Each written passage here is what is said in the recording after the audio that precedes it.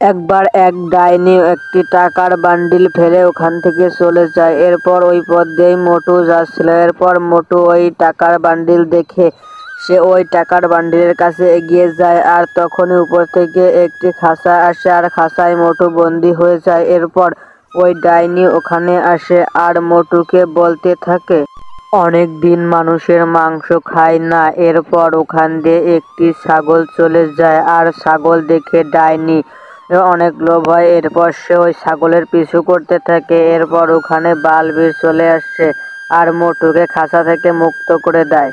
এরপর সে ওখান থেকে চলে যায়।